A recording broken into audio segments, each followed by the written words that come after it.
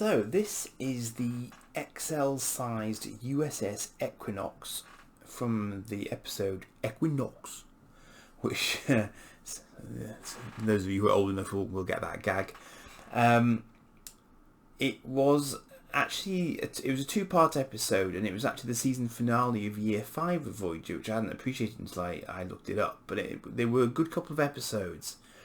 If you're unfamiliar, the long and the short of it was basically that this ship, like Voyager, had been brought into the Delta Quadrant by the caretaker, but not at the same time. Although I do think they'd been in about the same time, but for whatever reason it was there before, and they'd never met up until much later in Voyager's explorations of the area. And unlike Voyager, this is a Nova class vessel. It's a science vessel, and so it is woefully underarmed and ill-equipped to be trying to get itself back to the Alpha Quadrant in hostile territory, or through hostile territory basically. So when Voyager finds them, they are in very bad shape internally, but they actually haven't helped themselves either, for reasons I won't go into in case you want to watch the episode. But it's the last episode in season 5 basically.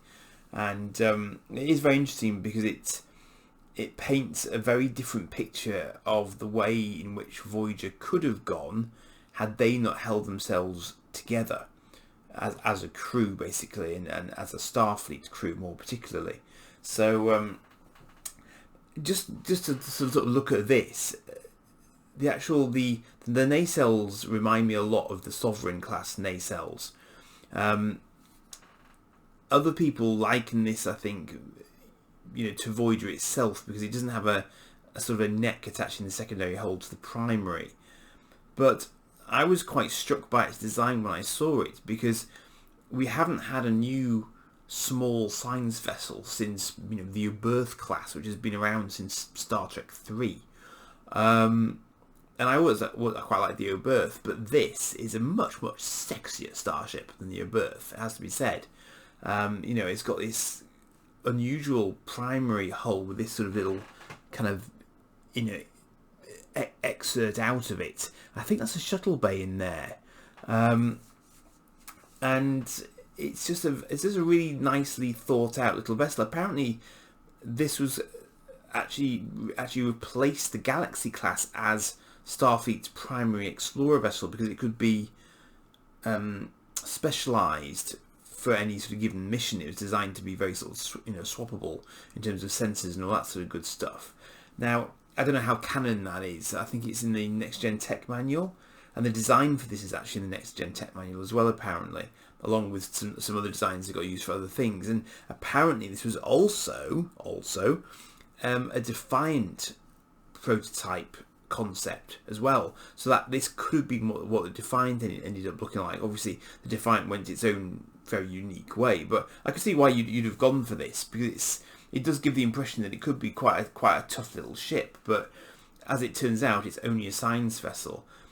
But we also see a refit kind of version of this as the U.S.S. Rhode Island, which Geordi LaForge ends up captaining in a sort of alternate universe episode of Voyager. So it's another fascinating example of how Voyager managed to bring in a whole new class of Federation starship, despite being nowhere near the Federation. So one of the little quirks of the series, that it brought in quite a few new Federation designs, even though it was nowhere near the Federation. So as you'd expect, nice smaller sized, sort of A4 sized, well no, less than A4 actually, A5 size magazine in the box. Very nice render, that. It's nice. I'll just have a quick flick through. As you can see, that's a nice top profile of it there as well. So I've always liked it, because it was for a sort of a ship that was only in the series for a couple of episodes. I thought they did a really nice job of it. There's some nice technical drawings of it there.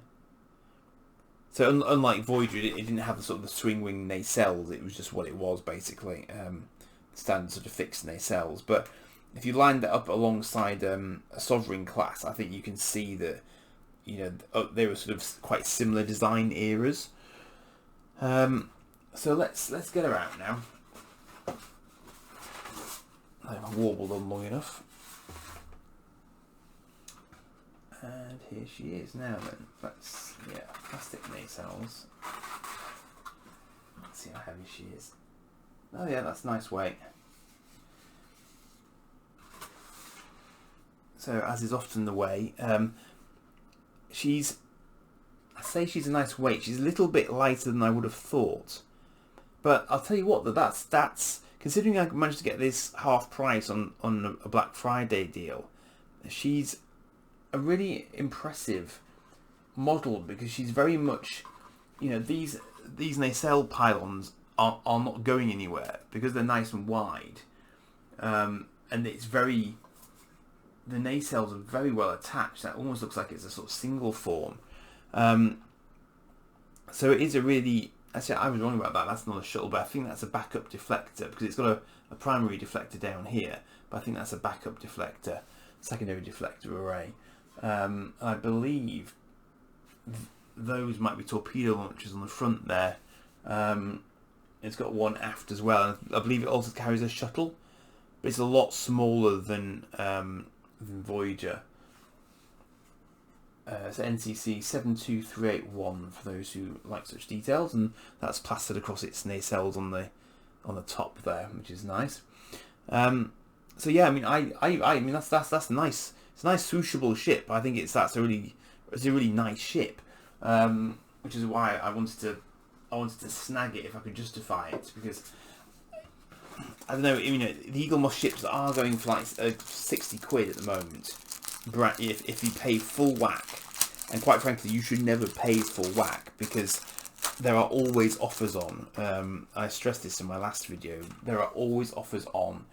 It is somewhat unusual to get it at completely half price, so I was very lucky with my timing to be able to get this one for half price. Wow, it's an interesting looking stand for this one. I'll show you now. But it's always quite satisfying when you can get one that's missing from your collection on a deal, because you know it does save you a lot of cash if you're trying to get a fair few. Oh, and I just had the happy realization that I can justify very clearly putting this one onto my sort of Voyager display shelf, but equally I can actually get away with putting my Excelsior on the Voyager display shelf, because it occurred to me that there was a flashback episode where Excelsior is in Voyager, so I could totally get away with that. Even though they're completely different eras, it'd be fine. So it's forward to a shelf, you see, so I was trying to think what else I could put on alongside the Delta Flyer and Voyager, but I can put this and I can put Excelsior, so there you go. So I really like that as a nice compact starship. I think that does the job admirably. And you know, it's unfortunate in a sense that we see it all banged to hell in the actual episode, but it is what it is. It's that's a little bit askew there. Yeah, now that I'm looking more closely, I can see a few joins on it actually. But as with most Eaglemoss stuff, I think if you're just looking at it from a distance, then it's absolutely fine. So I've got absolutely no problem with that for its size, at the money I didn't pay for it. So yeah. Definitely, I mean, as you know, I try and give a little bit of background about the ships and where they appeared if I know it, and the Equinox episode is a really good one. It's a very interesting one, because it's a little bit like a mirror universe episode, only it really isn't. So worth checking out if you've never seen it, and you know, you don't have to know a lot about Voyager to just dip into it on a streaming service if you've got it. So yes, have a look. So I hope that's been of use to you, and I think that pretty much rounds out my Voyager ships collection. Really, I don't think there are any others I can fit in anywhere. So that's probably about your lot for Voyager now. I've got a couple of other XLs to come, which I will show you fairly soon, hopefully. Although, as I had to remind myself, one of them was a pre-order, so it's not actually out yet. It's not a new ship, it's just a reissue of one they've already done, so I'm just kind of waiting for that to come into stock, I guess. Obviously, it's a busy period now, so how soon they'll be able to get to that, I don't know. But that'll be a nice one when I've got it. And I've also got one coming not from Eaglemoss as well. And there's going to be a little bit of an interesting tale behind that one, in so much as it doesn't seem to be possible to get it from Eaglemoss in the UK. But more on that when I get it through. So thanks for watching this one, and I'll see you for another one. Cheers.